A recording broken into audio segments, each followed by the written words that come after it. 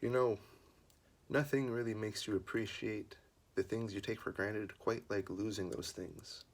In the destruction of Hurricane Ian, we all lost the functionality of our traffic lights, and we saw the disastrous effects of that. At busy intersections, lines got very long, and accidents became very frequent. Traffic signals are seen throughout the United States and are a very common sight that we rely on almost every day. But exactly what characteristics of the traffic light cause it to be used instead of other traffic control devices? Now, there's no denying that traffic lights are popular. They're very common in the United States. But what exactly is it that makes them so popular and so common? There are many alternatives like roundabouts, road signage, human traffic directors, or even just an empty intersection. Could it be that we implement these traffic lights too often?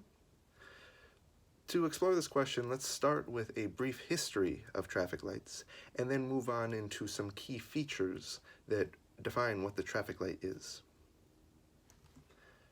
Over the years, as traffic demands have increased, so too have traffic lights advanced. The very first electric traffic light was installed in Ohio in 1914. But that was far different from our modern traffic lights. In fact, it had a human controller. But a little bit later, they became automated, and microphones were used as the first sensors to detect traffic. Eventually, by the 20s, they added yellow lights. In the 50s, they started using computer systems. In the 80s, emergency vehicle preemption systems were put into place, which helped make intersections a lot safer for emergency vehicles. And then most recently, LED lights have been added to intersections, which have made them more reliable and long-lasting. The standard signal design, as defined by the Manual for Uniform Traffic Control Devices, has a red light, a green light, and a yellow light. And these lights make it very quick and intuitive for drivers to know what they should do as they approach an intersection. Should they go? Should they stop? Is the signal about to change? This manual also defines how long the time should be between a yellow light and a red light. They explain how to use flashing lights and all these other emergency systems that make traffic lights so useful and versatile. Clay McShane wrote an essay that I find very interesting called The Origins and Globalization of Traffic Control Signals.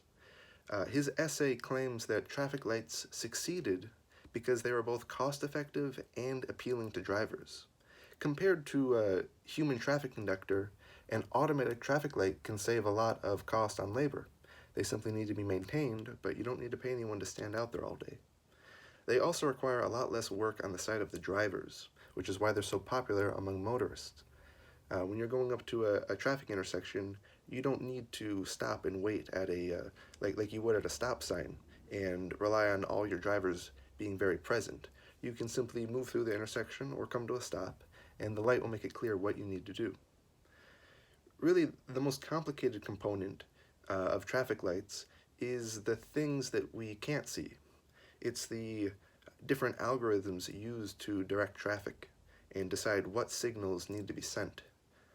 A good algorithm can make a big difference in how smoothly traffic flows and how much volume these lights can handle and how long you have to wait at an intersection. The intelligence of these traffic light control systems vary greatly. Some of them are just a simple timer. Other rudimentary systems simply base the signals of one light on what their neighbors are doing. More complicated ones can use different sensors to adapt to traffic conditions. And the most advanced systems actually have a central control system. You see this in some bigger cities rarely. And they have computers and humans working to direct traffic across the city through these lights. Now, ever since LED lights started getting implemented, some colder cities have run into the problem of snowfall building up on lights and blocking the signal. Now, this wasn't a problem with older bulbs because they would simply melt the snow away with all the heat they generated, but LEDs are not able to do this.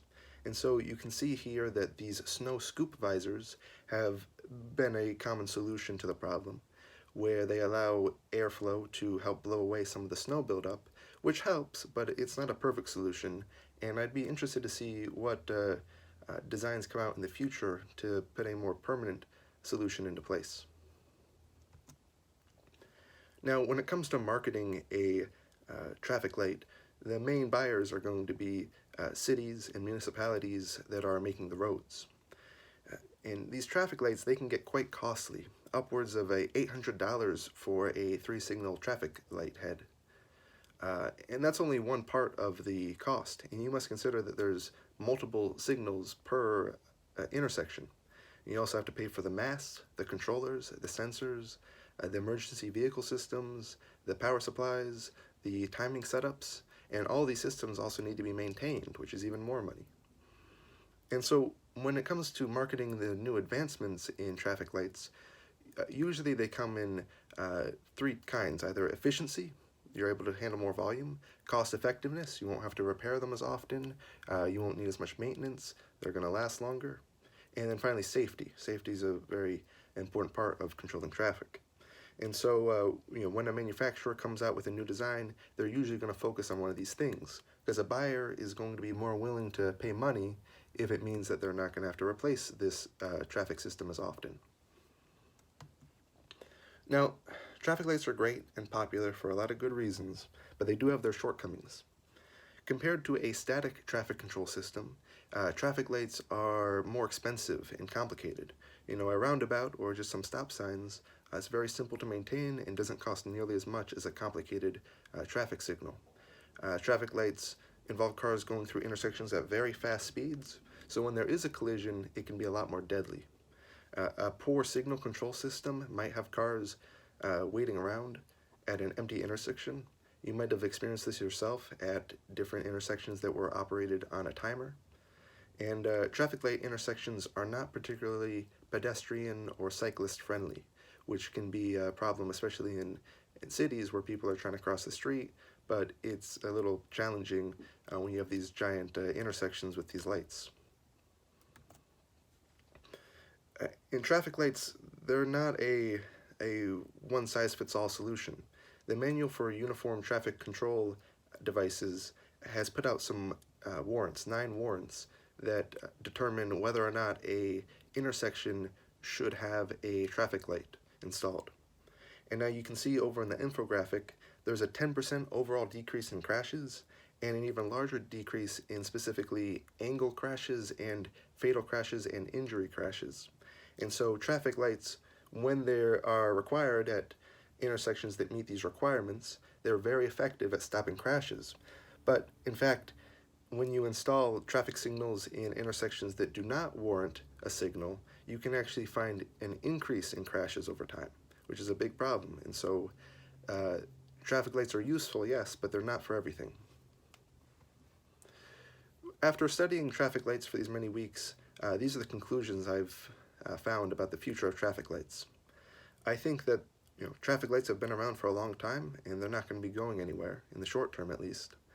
They are very effective at controlling traffic, and they have a good balance of safety and speed, and so their overall design isn't going to be changing a whole lot. I think that the biggest changes that we'll see in traffic lights will be the things you can't see. The traffic control algorithms are going to become more advanced because they're going to need to keep pace with increased traffic volumes as our populations and our cities grow. And I think that in places where vehicular volume is not a priority, places like cities and smaller, denser communities, traffic lights might be replaced with stop signs or roundabouts for their situational safety benefits and lower maintenance. Thank you for listening to my presentation, and I hope you feel a little more enlightened about traffic lights. Everyone drive safely.